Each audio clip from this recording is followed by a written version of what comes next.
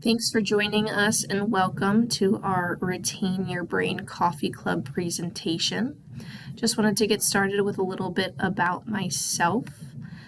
Before EWM, I graduated from Shippensburg University with a Bachelor's of Arts in Psychology. I was a member of the National Alliance of Mental Illness, or NAMI as some call it. And my first job before Econ Wealth was a mental health case manager. A lot of the information in today's presentation I learned from Dr. Mark Milstein, an author and brain researcher, and John Deal, the Senior Vice President of Applied Insights at Hartford Funds. John attended and presented at the Schwab conference that we went to in 2023, and a lot of this information in the presentation today is from the two of them. Today we're going to talk about three different things: your age versus your brain's age.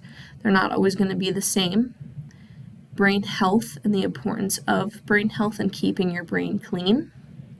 And how to age-proof your brain. There are 5 simple lifestyle changes that you can make to lower your risk of dementia. We talked a little bit about blue zones in the presentation. I showed a quick video about different blue zones.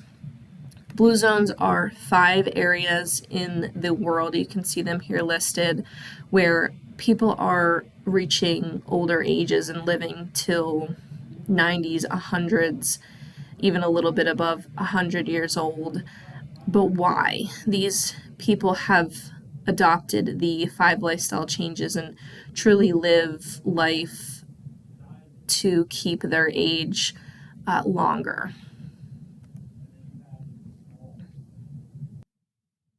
In our live Retain Your Brain Coffee Club presentation, I showed a quick video from John Deal. Here are some of the key takeaways from the video that I had showed in that presentation. Some of them were your age and your brain's age is not always going to be the same thing. You can be 35 years old and your brain can be 75 years old, or vice versa. This is studied in superagers, who are those individuals who live within the blue zones, those people who are living till 90s, 100 years old, the ones that truly adopted the 5 lifestyle changes. And starting at age 40, your brain may begin to shrink up to 5% every 10 years. And that is something that we want to keep healthy, is our brain. Before we get into telling your age versus your brain's age, I wanted to talk a little bit about some aging misconceptions. There are 2 really big ones that I wanted to hit upon today. One is that memory loss is a normal part of aging. This is not correct. There's no direct cause of memory loss. You can be taking other medications or have other chronic illnesses that are contributing to your memory loss, but you don't just want to write it off as, oh, I'm just getting old. If you're noticing severe memory loss, please talk to your doctor. Also, dementia is inherited. This is also false. 95 to 99% of dementias are not due to genetics. So if you're thinking, well, my aunt had it, my mom had it, my dad had it, that does not mean that you will have it as well. The rest of the 100%, that 1 to 5%, is where genetics come into play, and that's usually the early onset of dementia.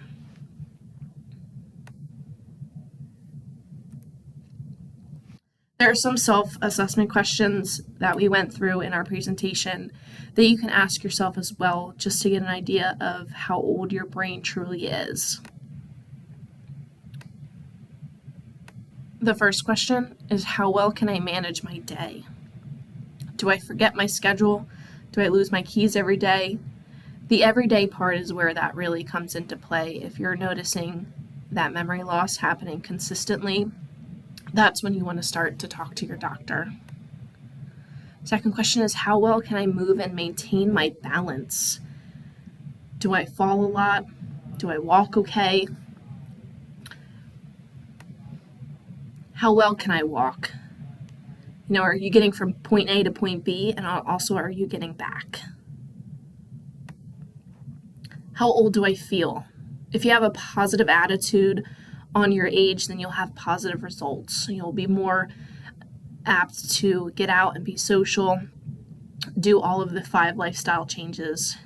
So more positive attitude, better results. And how well can I remember important information? I would hate to be stuck in a situation where my phone is dead and I need to make a call. I've memorized 2 important phone numbers, my mom and also my husband. Those phone numbers are engraved in my brain. God forbid I need to use them in any sticky situations that I get myself caught up in. For brain health, I also showed a video from John Deal, just like we did for the age versus your brain's age. Here are some of the topics that were talked about in this video that I showed from John. One of them was brain trash. It's a normal byproduct of normal human brain functioning. So every day, things that you do, brain trash is built up within your brain. The more buildup of that brain trash that you have, the older your brain gets. And then sleep is when that brain trash is cleaned out of your brain. So you sleep every night and you get a fresh start the next day. So the more quality sleep you get, the better you keep your brain clean.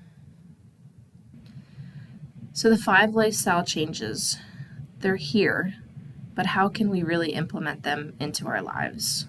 So they are sleep, the gut-brain connection, stress, get moving, and cross-training. So to dive into a little bit into each one of them. Sleep. The best is to get 7 to 9 hours per night. And each night you sleep in 90-minute cycles. These cycles are light sleep, deep sleep, and REM sleep. And REM is when the brain is clean. Some tips for sleeping if you're having trouble. Sleep in complete darkness. Sleep in a cooler environment. They say about 3 to 4 degrees cooler than you would have it at normal time of day. And get natural light early. If you can get 10 to 15 minutes in the first 30 minutes that you wake up, will have a big impact on your brain health. Next is gut-brain connection. So you have all heard of you are what you eat. You are what you eat, well, so is your brain. So there's a list of foods that you can eat that will lower the inflammation in your brain that is caused by not so good foods that you eat. The good foods to eat are fish, extra virgin olive oil, fruits and vegetables, beans, and nuts. But be careful with the nuts because of the caloric intake. Our next lifestyle change is the stress surprise. Actually, some stress is good to have. Stress makes you think. If you weren't stressed at all, you would never think. Your brain would go idle, but you don't want to be too stressed. Some ideas to reduce your stress. Some breathing exercises. You'll breathe in for 3 seconds and out for 4 seconds. Simple as changing your perspective on things. If you can change your perspectives in a stressful situation, you will be able to understand more, be sympathetic, be empathetic, and just lower your stress levels in general. Next is the rose, thorn, bud exercise. If you can think of the best thing that happened to you in the last 24 hours, that's your rose. Think of the worst thing that happened to you in the last 24 hours, that's your thorn. And if you can think of the most thing you're looking forward to in the next 24 hours, that's your bud. All of these things take you away from the immediate stress that's happening right away and distract your brain and lower your your stress levels. Our next lifestyle change is get moving. Something as simple as walking for 30 minutes a day can reduce your risk of dementia by 65%. Just walking for 30 minutes a day. If you can increase your pace for 6 to 10 minutes within those 30 minutes, it's even greater. But some helpful tips to incorporate the get moving aspect is an acronym CARS. Q's for C. Put some shoes by your front door to remind you to go outside and get a walk. A is action. If you park far away from the front door at your grocery store versus parking close, you're creating that action. You're creating you to walk further, taking those extra steps that you wouldn't have if you parked closer. R is reward. Do something you like. If you don't like to walk, do some yoga or play some pickleball. Do something you enjoy. And S is support. Do these activities with somebody to be by your side, someone to go through with you, someone to push you when you don't want to do anything that day. Our last lifestyle change is cross-train your brain. If you can do something different, if you're a crossword puzzle doer, maybe try a Sudoku instead. Learn something new. Henry Ford once said, if anyone who stops learning is old. And socialize. If you can meet new people, go to a garden club, a wine club, trivia night, bingo night, anything that you can do to involve yourself socially will have a great impact on your brain health. Now, we covered a lot in these 15 minutes or so.